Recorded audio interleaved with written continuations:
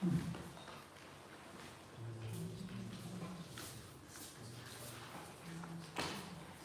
it's late, so. Hare Krishna, everybody. Welcome back to our Founder Acharya series. The penultimate lesson, the second to last lesson. I call it Fictional Prabhupada. Let's all say, Namo Vishnupadaya Krishna Prasaya Bhutale Srimate Bhaktivedanta Swami Niti Namini Namaste Saraswati Devi Gaurani Charanani Nirvishesha Shunyavadi Paschatya Ishtaye Surati Jai. Lesson 9, Fictional Prabhupada.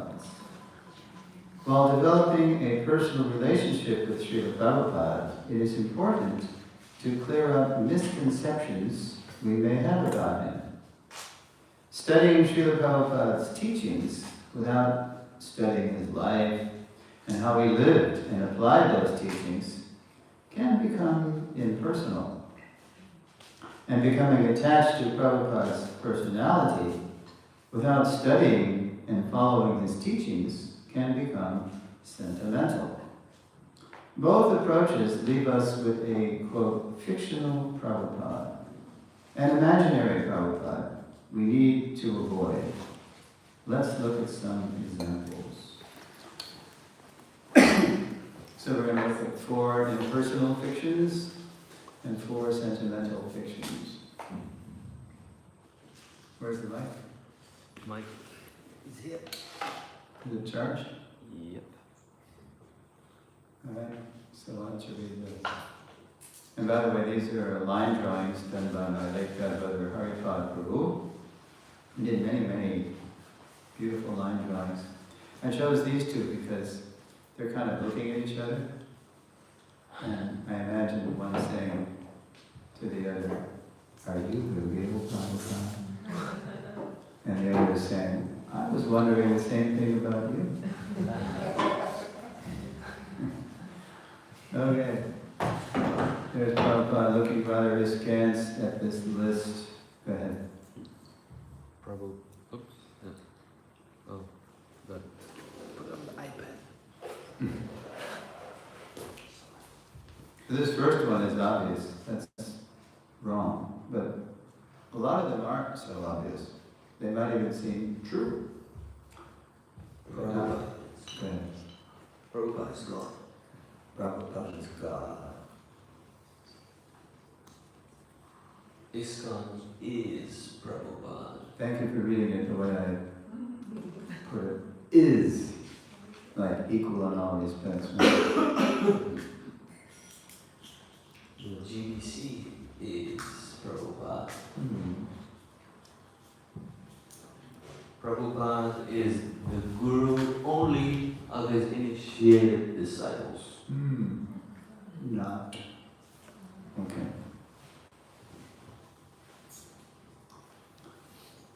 There's Prabhupada at the manor again. So many expressions my godbrother Bhargava captured Prabhupada.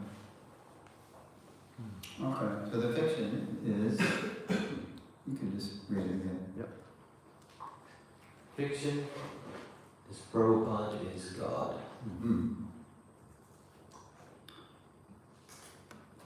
So, here's the narrative. In the spring of 1970, Srila Prabhupada had encountered a threat to his movement.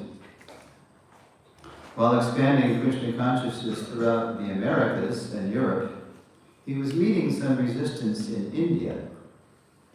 A few spiteful swamis were trying to prevent ISKCON from acquiring land in Mayapur, the birthplace of Lord Chaitanya. Worse, they were spreading a minimized view of his divine grace, which was affecting the faith of some of Prabhupada's top leaders in America. To counter the threat, that July, Prabhupada formed a governing body commission of trusted devotees, whom he would train to manage the movement's worldwide preaching in his absence.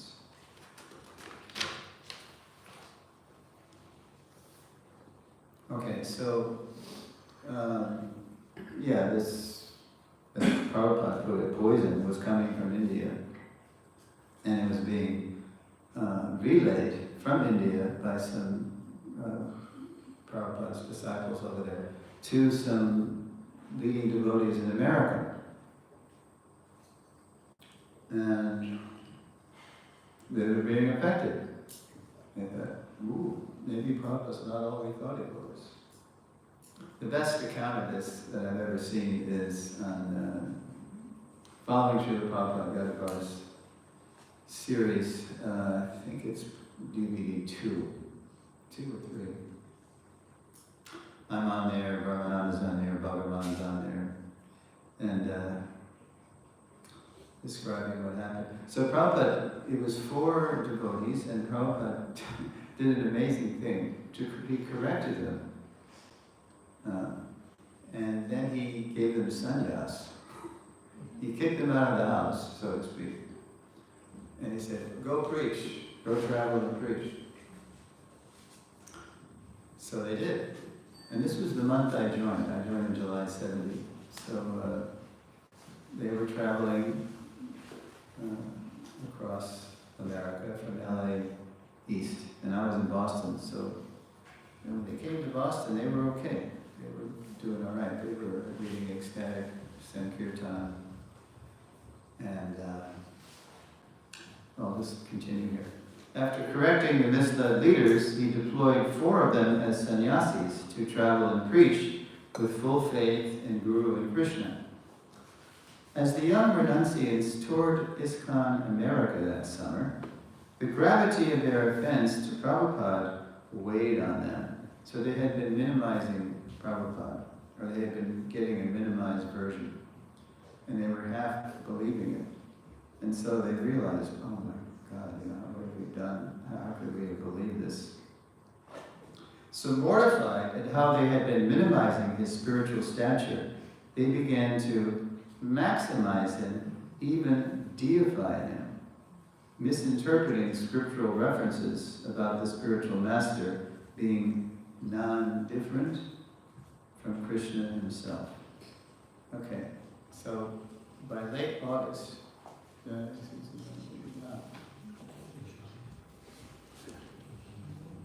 joined in July, so by late August, I was about a 6-week-old bhakta. They didn't call us, but I don't know when that came in. Probably when Radhadesh started bhakta. Anyway, so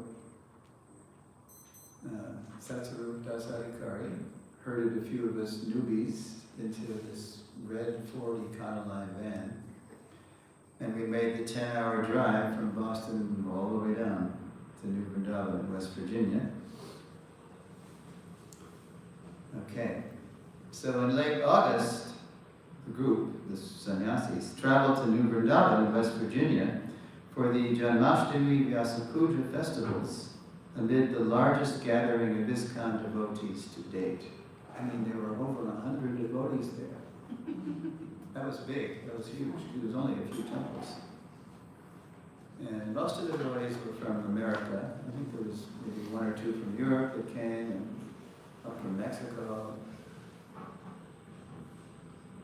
So, by the time the sannyasis got to New Vrindavan, they had psychologically flip-flopped from minimizing him, they overcompensated, and they were deifying Prabhupada. The sannyasis' apocalyptic message, Prabhupada is God! And because we haven't recognized him, he has rejected us and gone back to India. Without understanding that Prabhupada is Krishna, they said, our chanting is useless. So the first thing I see when I jump out of the 40 Econoline van at the old New Vrindavan farm was Brahmananda Swami at the time. He had a temple president by the collar, and he was throwing him against this white farm fence. Prabhupada is God. Prabhupada is Krishna. And because we haven't recognized that he's left us, you understand. Because Prabhupada, he was supposed to come east from LA to tour America, from West Coast to East Coast, but instead, he went to India. And so that was misunderstood by the sannyasis as being a rejection of us. Okay.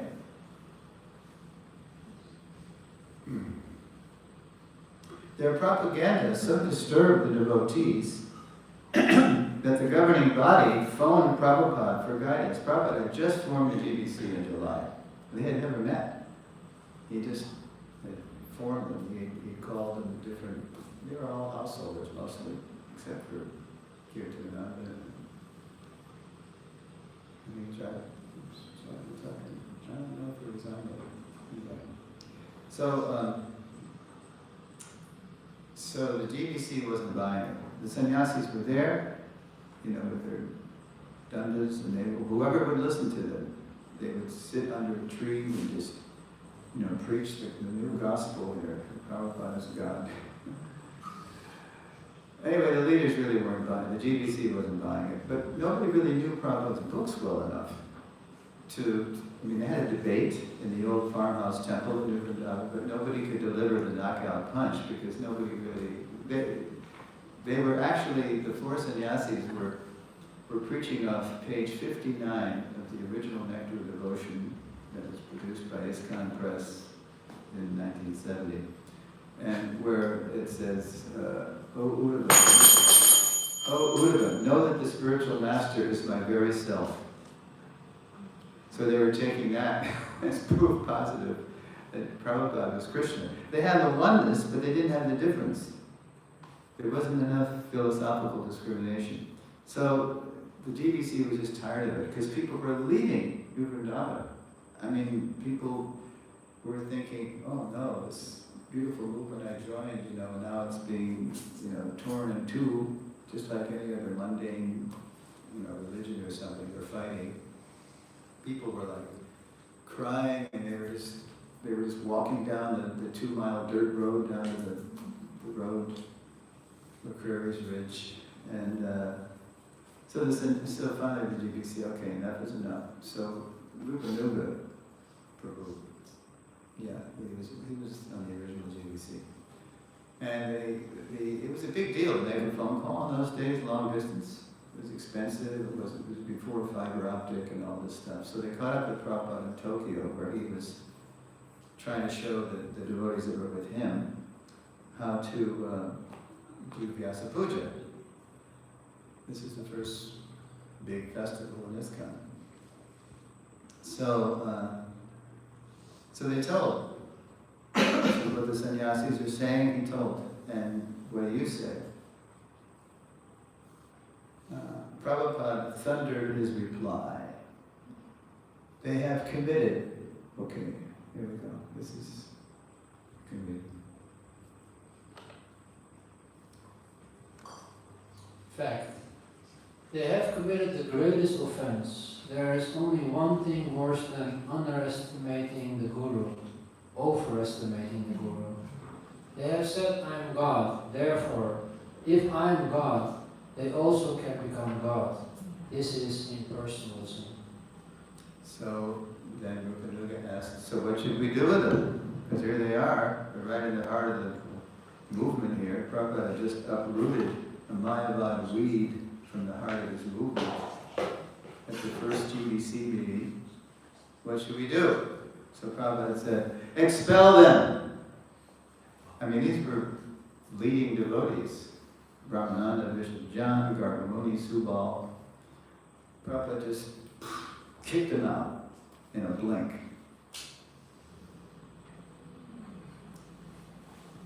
Banishing the offenders from his society, Prabhupada said they could return. Then later on, when they made this, they were, here's what happened. Bhagavan, Dasadikar at the time, married to Krishna Bhamani. So he was asked by the GBC to take them to Detroit, where the temple was, 8311 Jefferson, where I was initiated. And so Bhagavan comes on the DVD, Yadavar's DVD, and he says, so I rounded him up and I put him in the van. I said, Prabhupada has just expelled you folks, so come with me. He puts him in his van, drives all the way to Detroit, it's about a 6-hour drive, locks them in the attic. Lets them out the next morning. No food, no water, no money, no nothing. And Brahmananda comes on the DVD and he says, so I had a quarter, in his New York accent, I had a quarter, 25 cents in my pocket. That's all we had, 25 cents. And we just were so bewildered. We thought that we were delivering the truth of Prabhupada, and Prabhupada kicked them out. So they just started walking, and walking, and walking, and walking. They just walked right out of Detroit into a suburb called Dearborn, which is where Ford Motor Company has its international headquarters. And then dusk was falling, and then they saw a nice pine tree with a bed of pine needles, and they just, exhausted, they just fell down asleep. Next morning, as dawn is breaking, they're waking up, and this is just like amazing. So Brahma says, and out of nowhere, this little boy appears with a jug of milk in one arm and a loaf of bread in another arm. And he said, my mommy told me to give this to you. I mean, come on, at dawn, to strangers who look like something from Mars. They've got their sannyas, beige, shaved heads, tilas. So they took it because they were starving and they were, thirsty, and they made an offering, and then the boy disappeared. Like a Krishna story, Then so they got some strength, and they kept walking. I think they hitchhiked to Ann Arbor, where the University of Michigan is, where it was a preaching center. I think Bhadranaran Prabhu was there. And that's where this letter came for them, a telegram. It must have been something quick like that. Banishing the offenders from his society, Prabhupada said in this communication, they could return if they traveled separately and each opened a center, inspired people to take up devotional service and preach the truth. The spiritual master is not God. God is God. The genuine spiritual master is God's authorized representative. Any so-called spiritual master who says he's God is as good as a dog. End of fiction. So that's the obvious one, but it's the most dramatic too. And they were sincere, so they did. They each split up. Ramananda went to Miami, Gargamuni went to Gainesville, Florida, Vishajan went to Austin, Texas, Subal went to Santa Fe, New Mexico, all very in the south, right, because they were going to stay for some time, so it was warmer down there. And they did. They recruited devotees, they established a center, and they were preaching the right thing. So, okay. Next one. Who's got the mic? Oh, okay, Prabhu.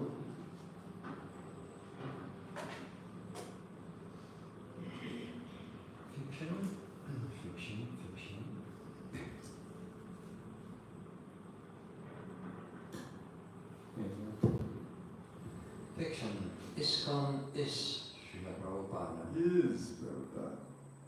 Although less obvious than the previous fiction, the giveaway is. To equate ISKCON in all respects with Srila Prabhupada repeats the impersonal flaw of oneness without difference. Prabhupada's flawless statement on the subject, quote, ISKCON is my body. Although that quotation was never recorded, reliable ear-witness testimony is abundant, and the following Prabhupada letter excerpt says the same thing. So you can read Fact. You are all my limbs of my body. Unless you cooperate, my life will be useless. These senses and life are correlative. Without life, the senses cannot act, and without sense, life is inactive. Right, there's that letter to Brahmananda. Similarly, Prabhupada also rejected as material this fiction's reverse. Prabhupada is ISKCON. Unquote. In a room conversation with London students on July 15, 1973, Srila Prabhupada gave this example. Quote, suppose if I say, I am everything in this my institution. Does it mean I have lost my personality? No. If somebody says that Bhaktivedanta Swami is everything, does it mean I have lost my personality? That is material understanding. Again, oneness without difference is a fiction. Okay,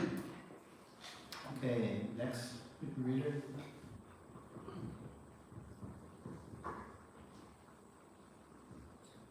Fiction. The GBC is Prabhupada. There's Prabhupada in Mayapur. There's, on the left, you can barely see him, but that's a young Jayapataka. And there's Mr. John next to, well, there's Rupanuga next to Prabhupada in white, and then Mr. John next to him under the staff.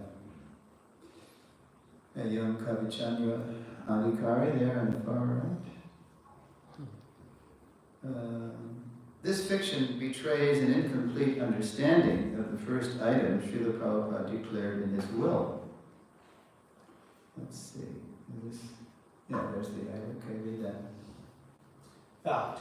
The governing body commission, GBC, will be the ultimate managing authority for the entire International Society for Krishna Consciousness. Yeah, Prabhupada, that's the first sentence of Prabhupada's last will and testament, which was finalized on the 4th of June, 1977. A few weeks after Srila Prabhupada signed his will, he called for his personal secretary, Tamal Krishna Maharaj, in the middle of the night. This is you can find this in TKG's diary.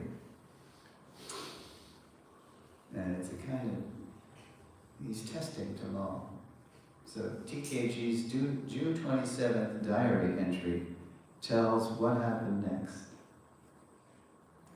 Quote, so TKG says, he could not sleep. Thinking of the will had kept him up. And then he has Prabhupada saying, amongst the GBC, have you selected one after me who will succeed? As some of the Gaudiya Math people try to do, replace their founder Acharya. So Prabhupada was determined it wouldn't happen to ISKCON, right? So Prabhupada asked him this leading question, right? Have you selected one after me who will succeed? And then TKG says, I replied that we felt that we should manage together as a group, that none of us was more qualified than the others. And then Prabhupada says, yes, each of you can be Acharya of your zone. Because the GBCs all had zones. That didn't mean to replace him, but it meant that they could keep the initiation ball rolling in that way at first. That's an easy way natural way to do it. Of your zone. And then unquote. Acharya, yes, but not the founder Acharya. A crucial distinction it would take the GBC years to officially assert. After Prabhupada's passing, although some ISKCON zones continued to thrive, regional imitations of His Divine Grace's singular position sometimes turned the zones into cultish kingdoms. The offenses devastated many, gurus and disciples alike. After the imitation had sufficiently abated, the GBC began to consider more deeply Prabhupada's mandate for the body, as being the ultimate managing authority. What does that really mean? Yeah. Okay, so let's look. Here we go. Oops.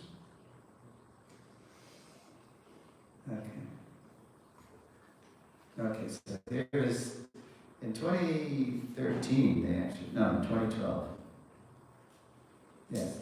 At last, in June 2012, so that's like, wow, that was 5 years after Prabhupada disappeared. They finally sorted out what that phrase meant, ultimate managing authority.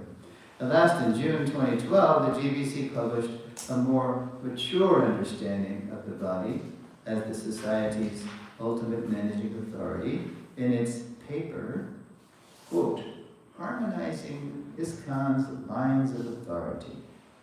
Here's a key excerpt. Who's got the mic?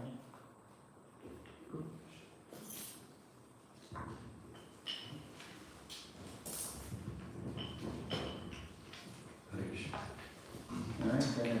When we use the word authority in the context of the managerial structure, we do not mean an absolute infallible authority, such as the authority of Scripture, but the mandate to organize the preaching movement so that it is aligned with the instructions of Srila Prabhupada.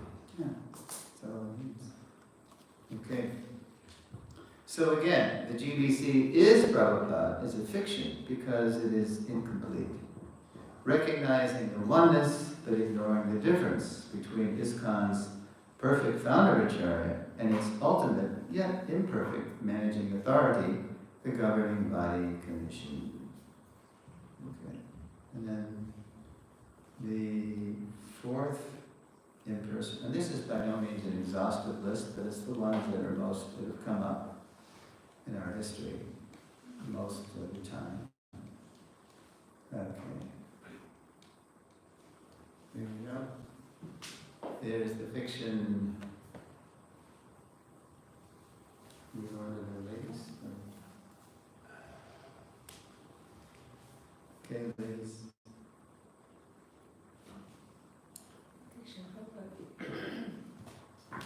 Fiction, Prabhupada is the guru only for his initiated disciples. Mm-hmm. A hangover from ISKCON's zonal Acharya nightmare, this impersonal fiction arose from ignorance of the founder Acharya's personal, foundational role in the lives of all generations of his followers. In 1994, as Srila Prabhupada's centennial celebrations were approaching, the GBC was able to pass its first Founder Acharya resolution. There's been a few of them. The first one was in 94, which began as follows. Okay, so let's read the fact. Fact.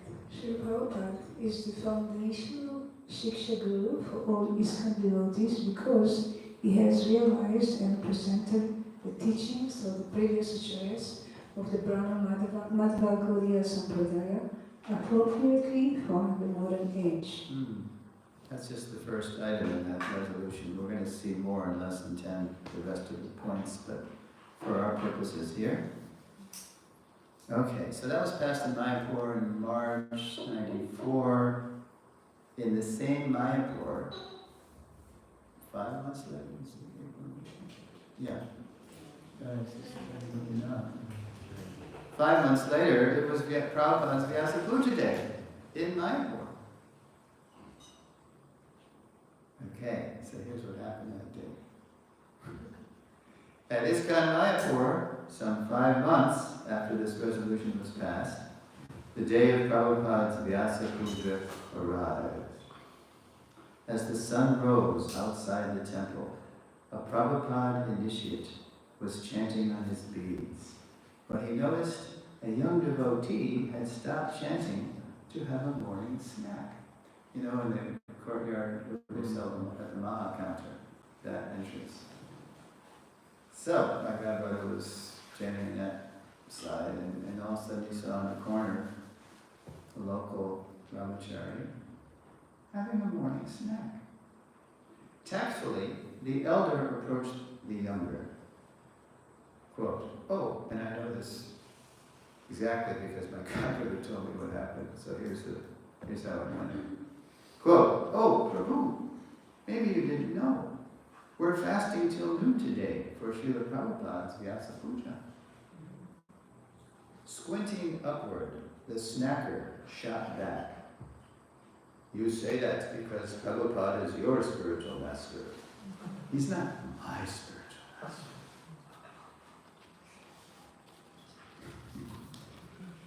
And with that, he resumed his napping. Incredulous, the Prabhupada initiate didn't know what to say. He just was stunned. So he just walked away, thinking, I guess no one told him about that founder Acharya resolution.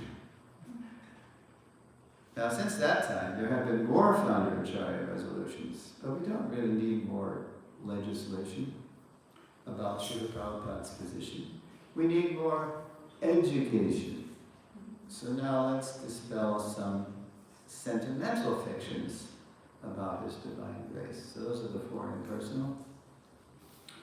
Prabhupada is God, ISKCON is Prabhupada, the GBC is Prabhupada, Prabhupada's the Guru only with initiated disciples. Let's look at some sentimental fictions. Okay. Prabhupada looking rather amused, bemused. Who's going to read the list of his four sentimentals?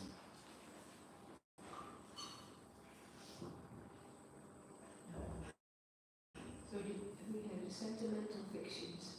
Illusory Prabhupada, figurehead Prabhupada, gone forever Prabhupada, Diksha Guru forever Prabhupada. Okay, here we go. Let's look at illusory Prabhupada.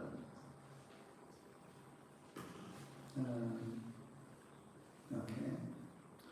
So this fiction takes its title from ISKCON educator Burijan Prabhu's account of what happened while he and his wife, Jagatarini Dasi, were pioneering Krishna consciousness in Hong Kong. To attract Chinese people to Krishna in the early 1970s, Prabhupada had allowed Burijan and Jagatarini to adjust their appearance and dress. So he allowed Burijan to grow a little hair, just keep it trim, neat and trim. And as students started coming to their evening programs, more adjustments followed. So they figured, well, this first adjustment worked. You know, it's not such a stark, bald head and what's that? So Burijan, Prabhupada gave permission to do that, grow a little hair, still look like a gentleman. And then the students were coming to because they were in school all day, they'd come in the evening. Started coming to their evening programs. More adjustments followed in their food, music, mood, and decor, which in turn attracted more guests. The Chinese were becoming devotees. They were getting results, apparently, good results from their adjustments. Chinese or Japanese? Chinese, Hong Kong. Ah.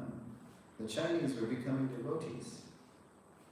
As they adapted their outreach, however, as they continued to adapt their outreach, Burijan and Jagatarini also began to neglect their spiritual practices. Resting and rising later and later, they were chanting Hare Krishna without the support and focus the quiet early morning hours provide. So they were working too.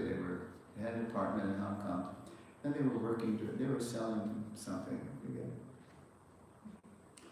And then they'd come back, and then they'd cook, and then they'd get ready for the students. They found themselves too busy to study Prabhupada's books, and material desires began to re-enter their hearts. But flushed with success, they imagined they still had Prabhupada's approval. Yeah, in the beginning they had a little, modest deity worship, maybe pictures or something, and they were chanting japa and they were reading the Bhagavatam. But as time went on, that began to go by the wayside until, they just because the students were coming late. So they were going to bed really late, getting up late, going to work, and after work, they'd go to some beach and then they'd mumble their japa. It was getting pretty ragged. Then an aerogram arrived. In one of those pale blue aerograms. Prabhupada, leaders today should study how Bhaktivedanta Swami ran an entire movement through aerograms. They floated to the temples, right? And there's no email and nothing. This is even before fax. In 2 weeks, this is Satsru Maharaj, who was serving as Prabhupada's secretary, said, in 2 weeks, Prabhupada will be arriving in Hong Kong. His secretary wrote, so get ready.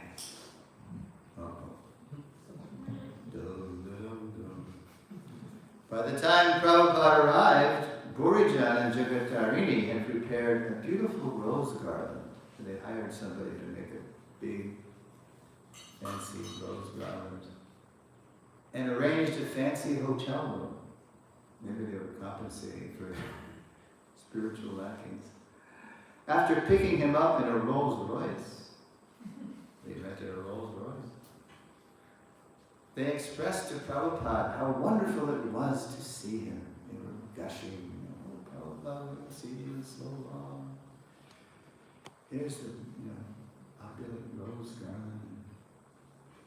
Turning to Borijan, Prabhupada was grave. Prabhupada saw through the whole thing. Prabhupada was grave. So, what is your morning program? Well, Prabhupada, this is right in the book. Well, Prabhupada, we don't really have so many guests in the morning right now. So we don't have much of a morning program. Prabhupada disapproved. Quote, guests may or may not be coming, but why don't you have a morning program? Whose disciple are you? Shaken awake, Burijan realized he had become a disciple of illusion. So this is what you read in My Glorious Master. Have you ever listened to the great book, My Glorious Master? All right, so who's going to read this part? You want to pass that? Okay.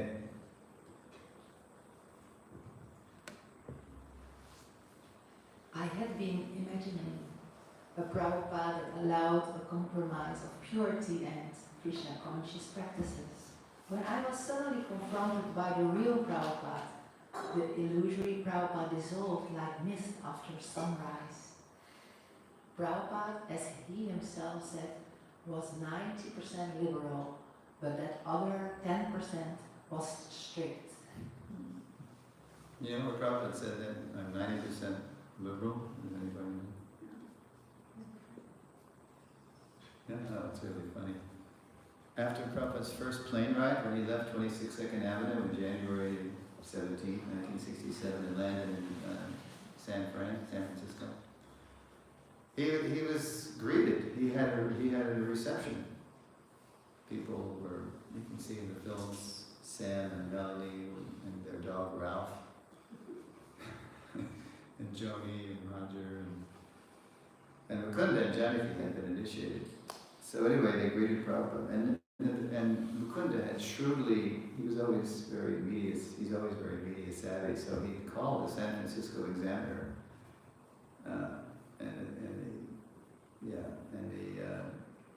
the other papers, I forget, the Chronicle, the San Francisco Chronicle, and they didn't know Swamiji, but they knew somebody that came also to greet them was Galen Ginsberg. He came too. So they interviewed Ginsberg. Who was this? Who's this Swami? Oh, this is A.C. Bhaktivedanta Swami. He's the real deal. He's the genuine article. He's a real Swami from India. And so, and then Ginsberg said, of course the Swami is very conservative. Why did Ginsberg say that? Because he insisted that people follow principles to be his disciple. Ginsberg didn't follow any of that. although he was a great help to Prabhupada in the beginning. So then the next day, when the article came out, the devotees read the piece to Prabhupada, and when they came to that part where Ginsburg said, of course the Swami is very conservative. And Prabhupada is just, he said, conservative? I'm 90% liberal. Because he came. Because Swamis don't cross the ocean to associate with lectures, yadadas, crazy people, right? Yeah, but that other 10%, poor Jan's point, was strict. Despite his disciples' preaching success, Prabhupada knew that if they continued to neglect their spiritual practices, they would gradually succumb to the Lord's illusory energy. To avoid becoming illusory disciples of an illusory Prabhupada, we need to continue living in the clear light of his protective instructions. Okay, so that was illusory Prabhupada. Now we're going to go to the next sentimental fiction.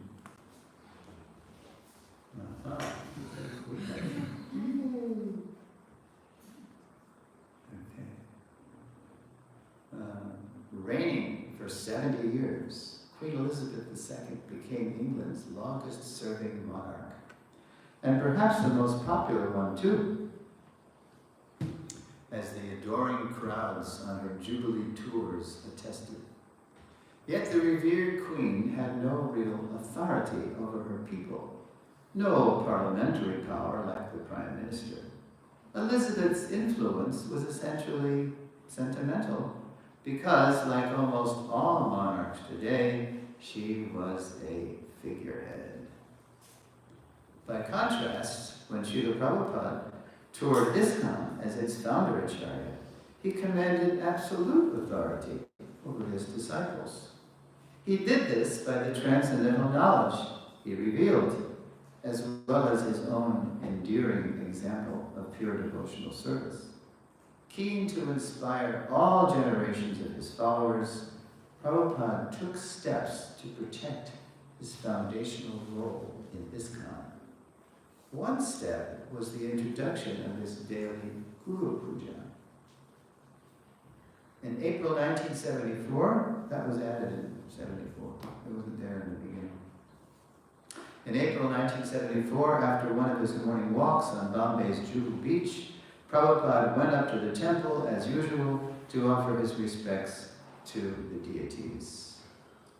At that time, the devotees would offer flowers both to the deities and to Prabhupada. But this morning, in plain view of the altar, Prabhupada sat on his dais to receive full worship, with his disciples singing Shri Guru Vandana, a traditional Bengali song glorifying the Guru. Prabhupada introduced that to, he was protecting ISKCON through a ceremony that all generations would, in the future, also perform. He was putting the founder Acharya squarely in the center. The song praises pure service to the Guru as the way to obtain the full mercy of God. Since Prabhupada was the only Guru in ISKCON, when he introduced the song, his first followers didn't realize its full import. I remember when the song came to Gainesville when Narendra brought it back from the festival. We just thought, oh cool, another song, a new song. You know. But it's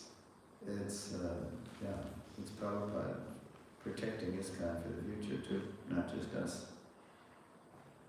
Today, as successive generations of gurus and disciples come together daily to sing to Prabhupada the significance of his position as our founder Acharya, the Jagat Guru continues to expand. Okay, so who's got the mic? Okay, so read this.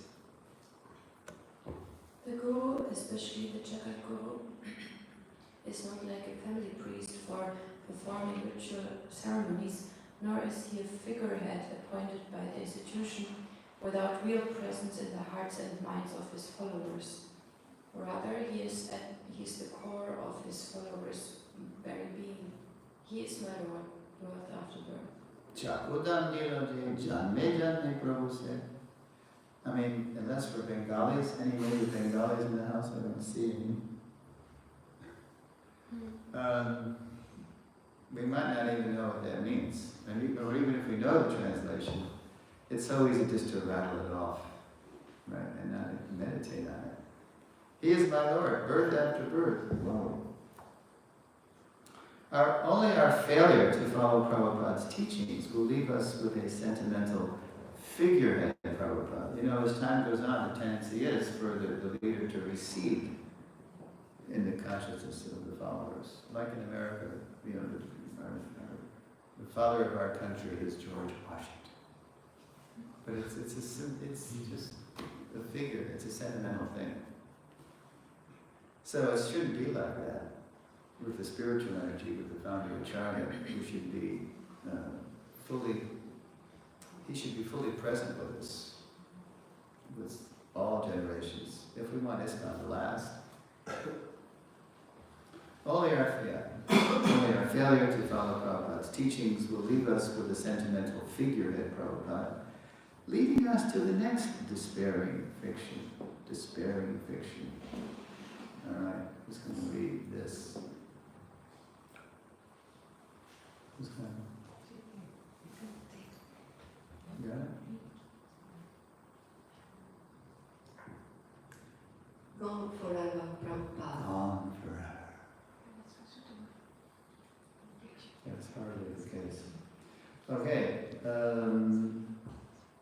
On July 16, 1975, at a packed press conference in Berkeley, California, a reporter challenged Srila Prabhupada. What will happen to the movement when you die? Without missing a beat. Prabhupada said. I see Vasutama in the picture. Oh, where? Behind Prabhupada. Oh, right there, right behind Prabhupada's mouth? Yes. His mouth?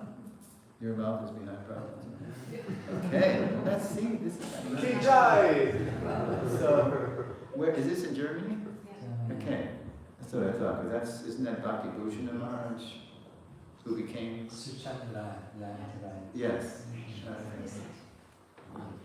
Yeah, Prabhupada's getting a kick out of this. Gone forever, Prabhupada.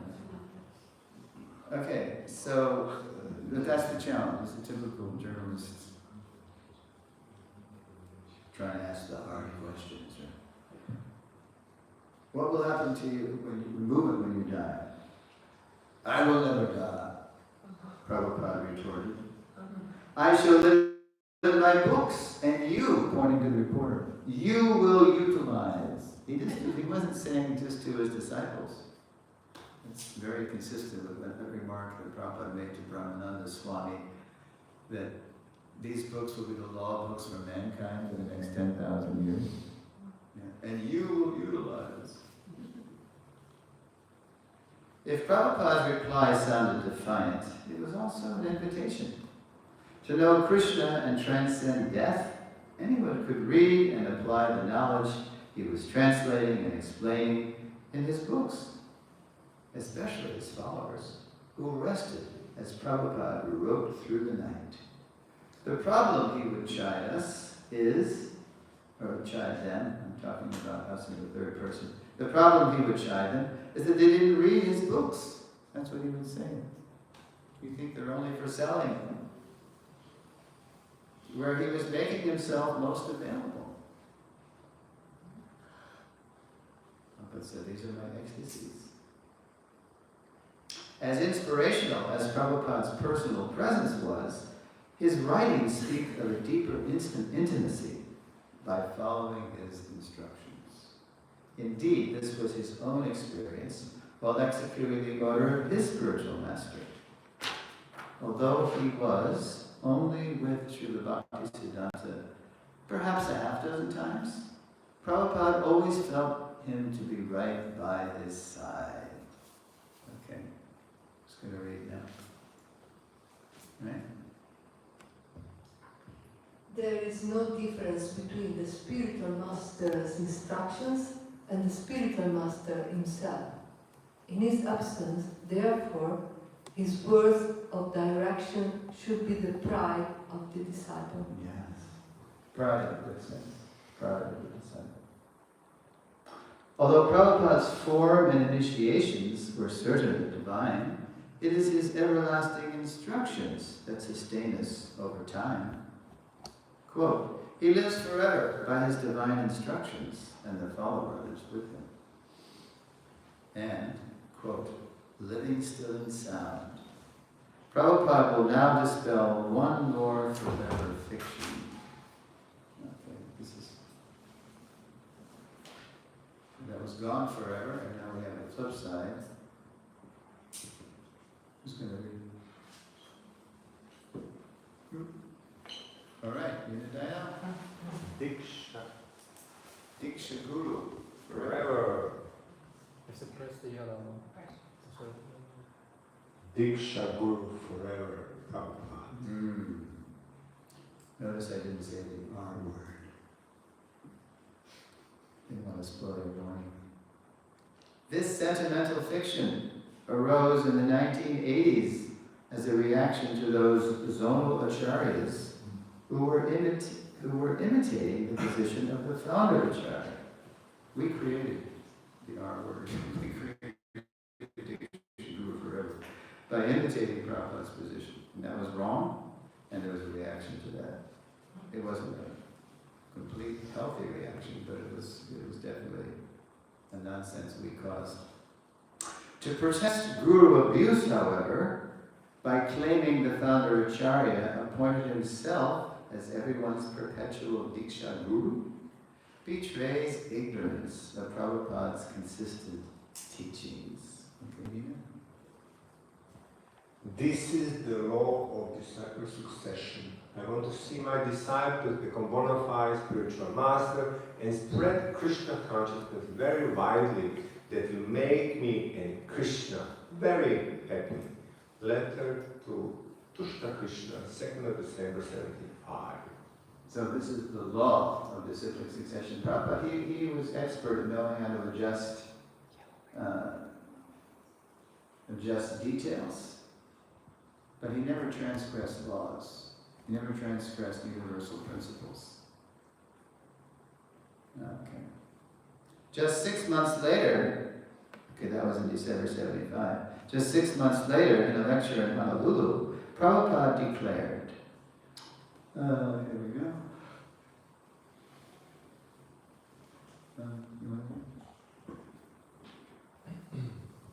Because people are in darkness, we require many millions of gurus to enlighten them. Therefore, Chaitanya Mahaprabhu's mission is, he said that every one of you become guru. If you say, but I have no qualification, how can I become guru? There is no need of qualification. Still I can become guru? Yes. How? Whenever you meet, you simply instruct what Krishna has said. That's all you become guru. Srimad Bhagavatam lecture. Yeah, this is billions of gurus. In other words, no need to sentimentally and, by the way, unauthorizedly, illegally, appoint Srila Prabhupada as everyone's perpetual Diksha Guru, when all his disciplic descendants already have him as their founder Acharya. That's a more exalted position than Diksha Guru, founder Acharya. Their foundational Guru. Blessed are the Gurus, Shiksha and Diksha, who enrich, enhance, and deepen that foundational relationship all generations can have with his divine grace. And now, before the learning outcomes, this is the audio. And where's the wire? I didn't do that, sorry. So there's Prabhupada in Vrindavan in Seva Kunj, Radhadev Temple, and he's giving his famous Nectar Devotion lecture series. And on the 20th, and that went for many weeks. Well, okay. Yeah, just about made it, all right, sorry. And on the 23rd of October, this is like a gem. It's so many gems in Prabhupada's spoken and written words. So here's where Prabhupada reveals the mood of a true spiritual master. Okay. Here we go. A spiritual master takes his devout disciples as his spiritual master. That is the position. He thinks that Krishna has sent me so many spiritual masters. He does not think himself as spiritual master. He thinks himself their servant because they have to be trained. Krishna has appointed him to train them. Therefore, he thinks himself as the servant of his disciple. This is the position. Servant leader, servant master, not the Lord of all I serve. Okay, full immersion in our founder Acharya's life, teachings, mood, and mission is the best prevention and cure for all kinds of fictional Prabhupads. Okay, so now we're going to go to learning outcomes before we do the Q&A. Thank you. Thanks for releasing me. Okay, Vishwan Bhargava, why don't you read? Here. Lesson 9, Fictional Prabhupads, Learning Outcomes. By now we should be able to explain the difference between impersonal and sentimental fictions about Srila Prabhupada, identify and dispel 4 impersonal fictions about Srila Prabhupada, identify and dispel 4 sentimental fictions about Srila Prabhupada, recall the mood of a true spiritual master as revealed by Srila Prabhupada. Okay, so I think I'll just read the transition to the last lesson this afternoon. Unencumbered by impersonal and sentimental misconceptions about Srila Prabhupada, in Lesson 10 we'll look at how to cultivate our own personal foundational relationship with His divine grace as His eternal loving servants. So it's like the triumphant grand finale, where we bring it home to our own individual. Okay, so in terms of those learning outcomes, do you have any questions or comments?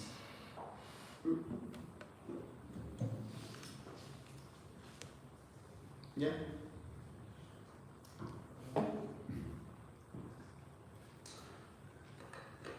So,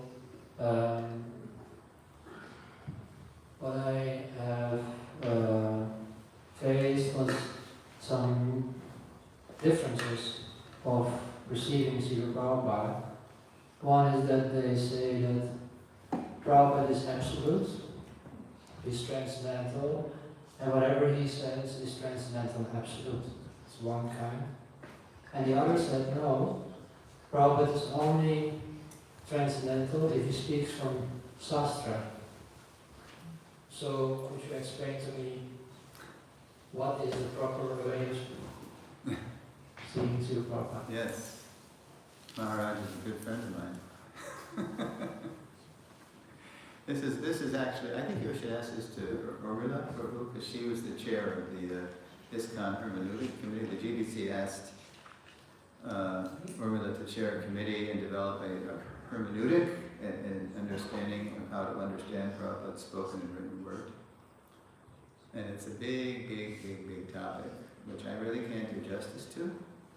So I'm not ducking the question, I'm just telling you it's a very deep question. And I know Urmila is here to do a career dharma, but anyway, you know, I have the hermeneutic documents. I suggest, I mean, this is something where I could can send you those. Do you have the Prabhupada hermeneutic documents? Because when Urmila piloted the Prabhupada hermeneutic course with mainly us on the Sabha and a few others, I believe,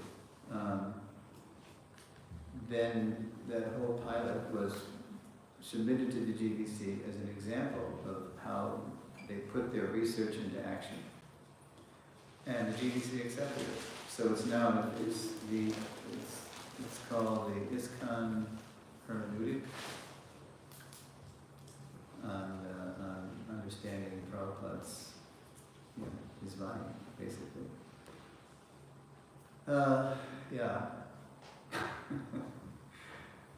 It's really too big a question to, But anybody who, I have these documents, and some of them are really like a brief overview of the hermeneutic. I would recommend reading that first. And then I have all the voluminous documents too, in Word. And they're files, and they're publicly available. And I have them, but you can just give me my email address, and you can just email me, and you can read all about Prabhupada, what it means that Prabhupada is absolute. And I guess I don't want to complete. Let me tell you a story.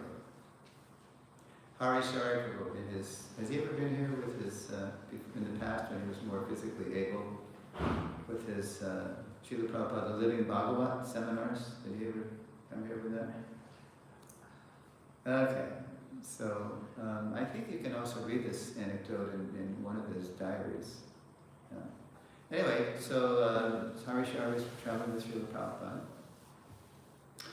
And so whenever the BBT would come out with a new Bhagavatam volume, or a new book in general, but in those days it was mainly the Bhagavatam, then the BBT would either express it, or sometimes I think even somebody from the BBT, like Radhadesh, the general manager, or even Ramaswara Maharaj, would come and personally deliver this gilded-edged, they had the first volumes that they offered to read Dwarkadish in LA, where the BBT was.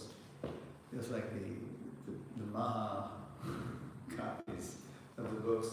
And then they would be hand-delivered to Prabhupada. So it was the 8th canto. And it was some purport. Yeah, it was in the Rahu, the pastime where Mohini Murti is bewildering the demons, and Rahu and Ketu. Anyway, there was some verse in purport where it talked about, I actually forget the details, but I'll just give you the essence of it, so I don't want to, get the details wrong. But it was basically some purport where Prabhupada was talking about how the scientists have it wrong, what the universe is like. The empiric universe that we observe is not the Bhagavatam's presentation of the universe. Where the Bhagavatam, the moon is closer to the sun, to the earth, etc. All these things that just boggle the mind. So Prabhupada took the opportunity of one verse to just slam the scientists.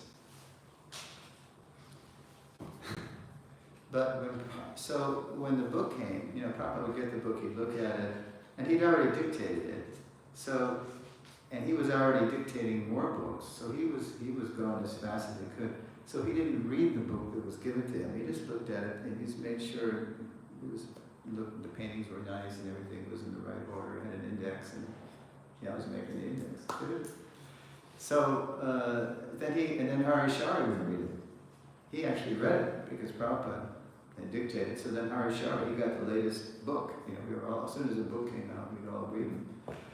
So then when Hare Krsna read that particular passage, that verse, then when he read Prabhupada's purport, he saw that actually Prabhupada's purport didn't appear to follow from, when Prabhupada was criticizing the scientists, it didn't appear that it really followed from what was in the verse. So Harishari, it was like an existential crisis. He thought, I think Prabhupada made a mistake here. Well, and this was, like you said, when Prabhupada's talking about Shastra, he's perfect. But when he's talking, making a comment on the world, whatever, the size of women's brains, or whatever, he's not talking. He's just talking as an ordinary person. So, but this is in Shastra. This was Shastra. So Harishari took the book to Prabhupada, and he just, with trepidation, he was like nervous. What's going to happen? I got to ask. I said, Srila Prabhupada, because he went into Prabhupada's room. Yes. Srila Prabhupada, I think I found a mistake in the books. And he didn't mean a grammatical mistake. He meant a philosophical mistake. So he said Prabhupada was very relaxed. He said, oh, yeah, read what it is. So Harishari read the verse, and then he read Prabhupada's purport, and then Prabhupada started to laugh. He said, oh yes, I'm so intent, Prabhupada said, on exposing the rascal scientists, the materialistic scientists, that I kind of jumped the gun. I kind of, it was something at the end of the purport. And so Prabhupada said, so, yeah, that's you're right, that's wrong. So at the end, he said, so tell them in the next edition, just leave that last paragraph out. And so Harishari was just struck by how, matter of fact, Prabhupada was not defensive at all, or whatever. He said, he attributed to his intent, his intention was to, smash the rascal scientists. So he did it out of love and good intention, but he just, he misread it. So, and those are the kind of things that would usually come up between editor and Prabhupada. There were queries that would go back and forth, but somehow they didn't challenge that. So Harishari's takeaway on that whole incident was that this increased my faith in Prabhupada even more. That he's so, transparent and honest. What's the word? Honest? Yeah, honest. That he didn't try to defend his mistake or anything. But, yeah. So, and that's in the books. So then they did that. Now the next on the reprint, they just left off that last thing. Okay, so enough of this Prabhupada. And you could take it, some people do make, Prabhupada as God is a fiction, and Prabhupada isn't God. He's a jiva soul, but he's a mukta purush. He's a liberated soul. Okay, let's do another question.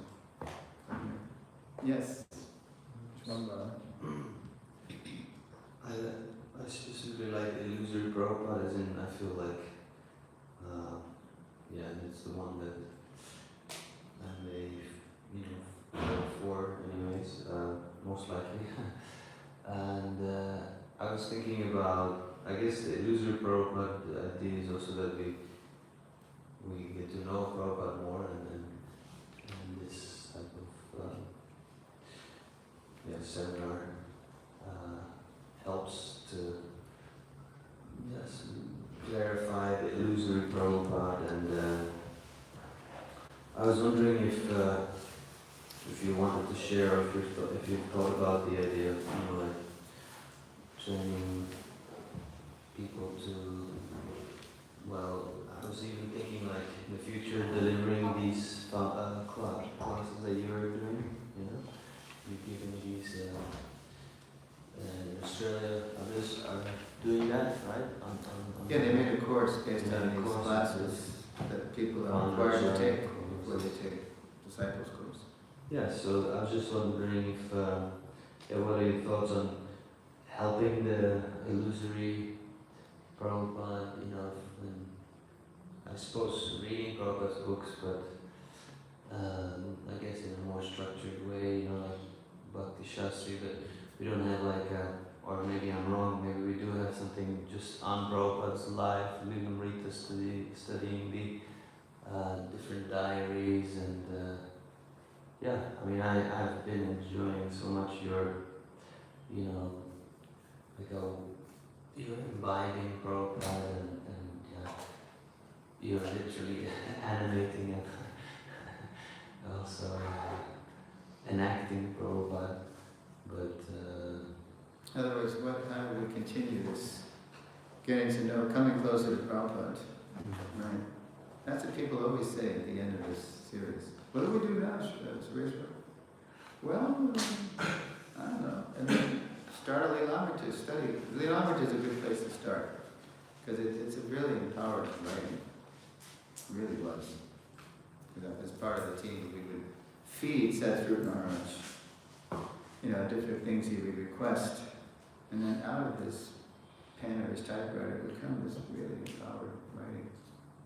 So Leelamrita does give you a full picture of Prabhupada, although it's never full. I mean, it's unlimited, but you get to know how Prabhupada not only gave the philosophy, but how he lived it, how he applied it in our lives.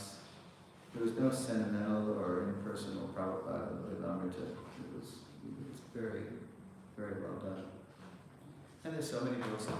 But I do recommend the Leelamrita as a foundational book about Prabhupada. We have books by Prabhupada and books about Prabhupada. So that's really good.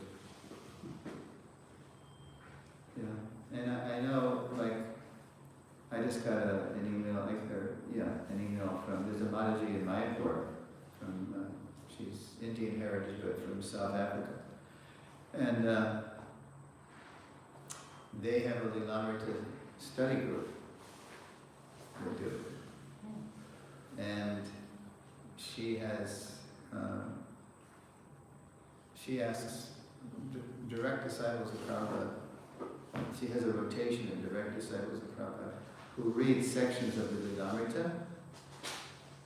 And then she says, so she sends us the section from the Leelamrita to read, and then she says, and if you have anything to add, that maybe you were there, or maybe you know more about that particular event, then you're free to talk about it, because we just can't get enough of Srila Prabhupada. And they're all second generation. There are a lot of them are disciples of, different gurus, Bhakti True Maharaj, and Bhakti Chaitanya Maharaj, different people in South Africa. Yeah, that's a good place to start. Keep the katha going. I think they meet once a week. Whatever the appetite is, could be daily. Okay, sentimental and personal fictions, questions, comments?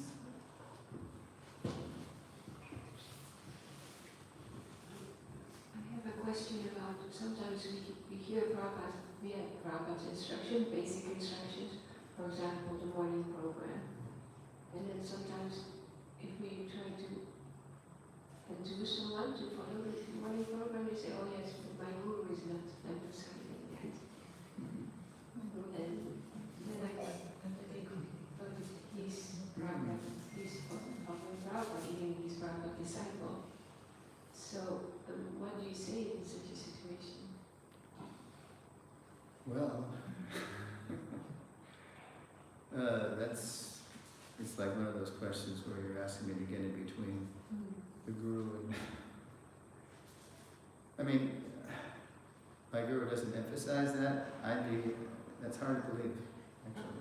It's hard. I'm thinking maybe it's also the illusion, his vision of his guru, illusory guru. Because sometimes we like to hear instructions that fit us. I mean, I can... Yeah, it could have been the way the disciple was hearing that. It could have been a particular instruction for a particular disciple that was the person wanted to apply to him. I mean, everybody's got their different lives to lead, right? So not everybody can attend everything. But as much as possible, I mentioned this before, that we have to get those 5 basic nutrients, Panchanga Bhakti, in our foundation, so we can not only survive but thrive, even while we're in the material world. Chanting Hare Krishna, hearing the Srimad Bhagavatam, associating with devotees, worshipping the deity, those are all, it's basic stuff. So sometimes people's lives don't allow them. They're just, their jobs, they're up to midnight, right? And they gotta get up late. But still, according to your situation, you still have to get those basic nutrients in there. Somehow or other. Yeah. All right. Manaji. This is not a question, but it's just a consideration. Yes.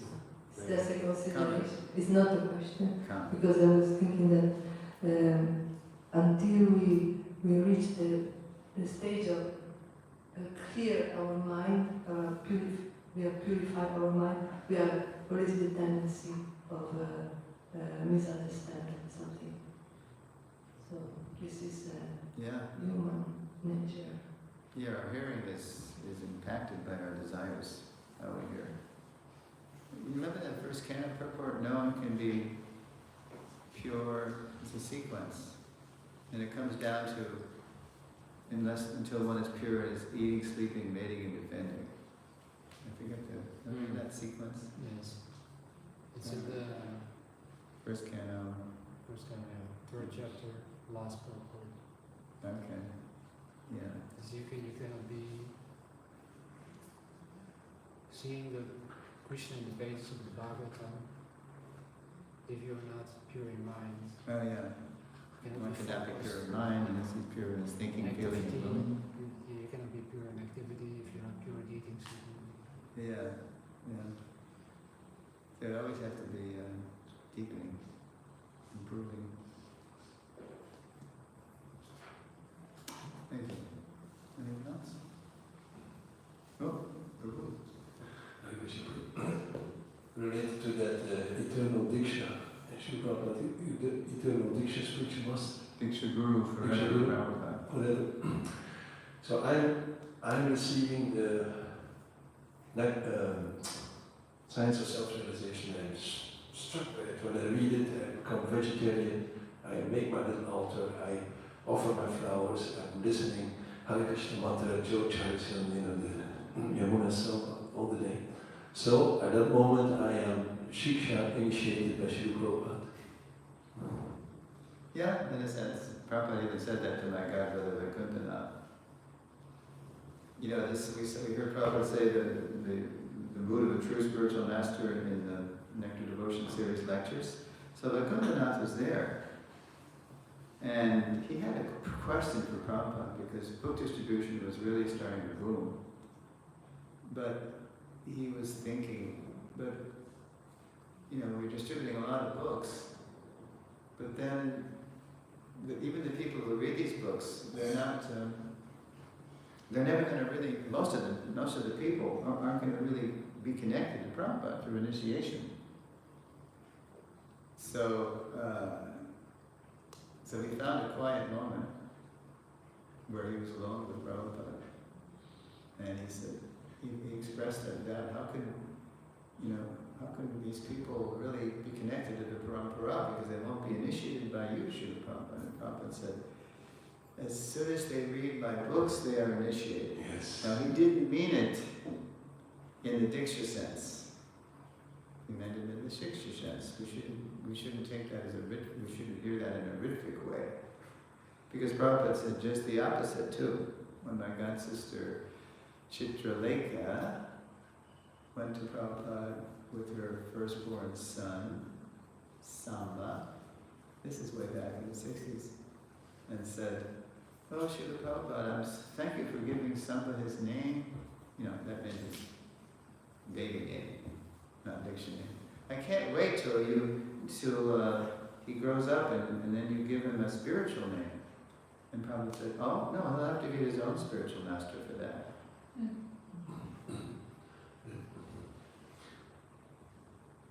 So we can't take one thing, you know, we got to take the whole Prabhupada.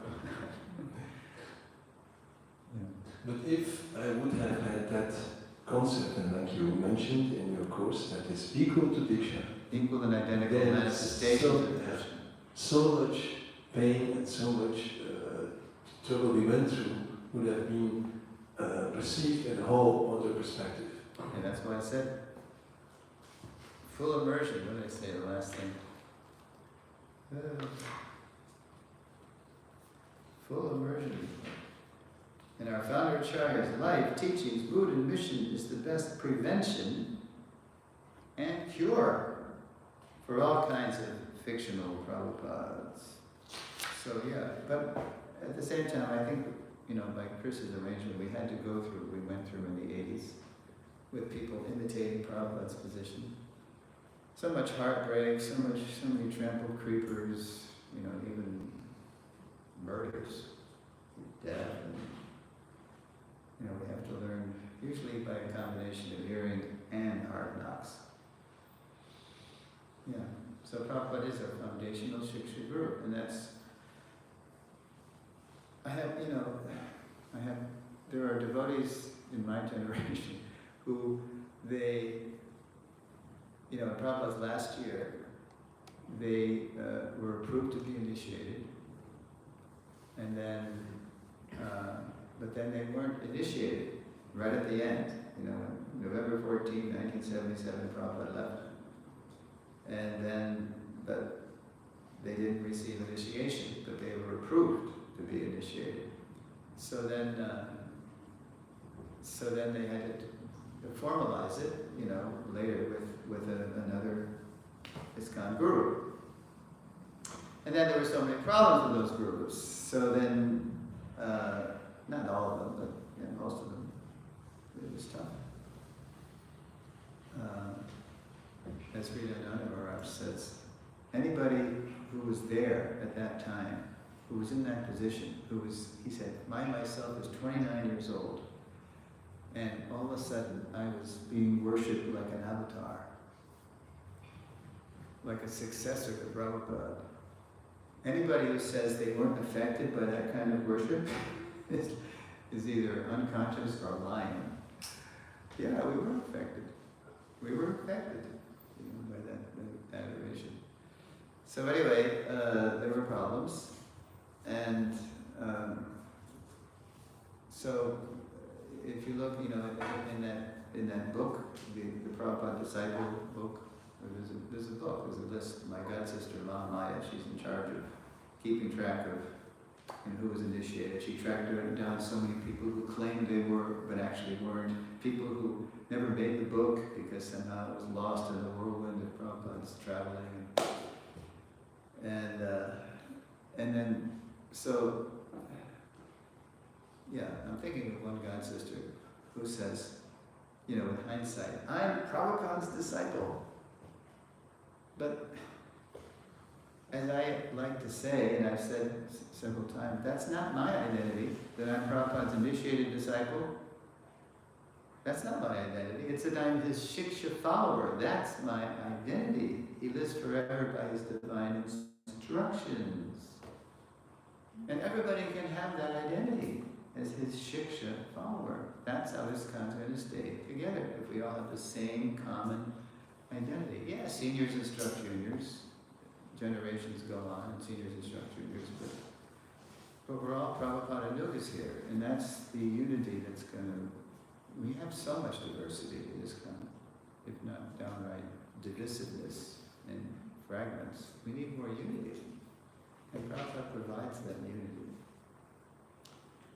So the next time I see that god sister, I'm going to tell him, look, Devi Dasi, Prabhu, Mother, you don't need to go on a campaign to say I'm in that list.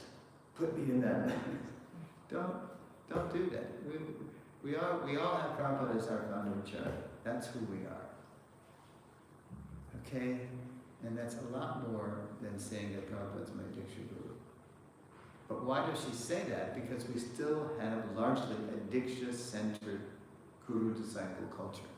That's how people identify with their Diksha Guru. And the Diksha Gurus and Shiksha Gurus are very important, but at the core, that's not our identity.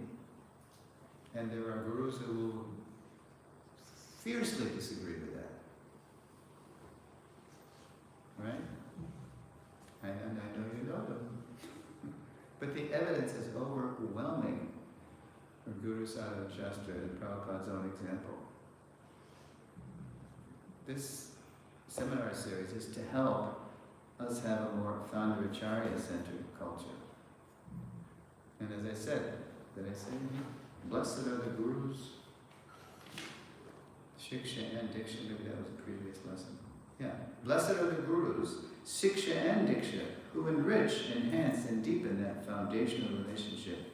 All generations have this divine grace. Oh, we're over now. This would have been a perfect place to, I have an ultimate story about this, but remind me later on. The stomachs are rumbling. It's time for prasad. So let's convene tomorrow. And this is also appropriate for the last lesson too, the story I'm thinking of. It's afternoon. You? It's afternoon. Yeah, 5:30 to 7. It's your Srila Prabhupada is the last lesson. Thank you for listening, Srila Prabhupada. Ki Jai.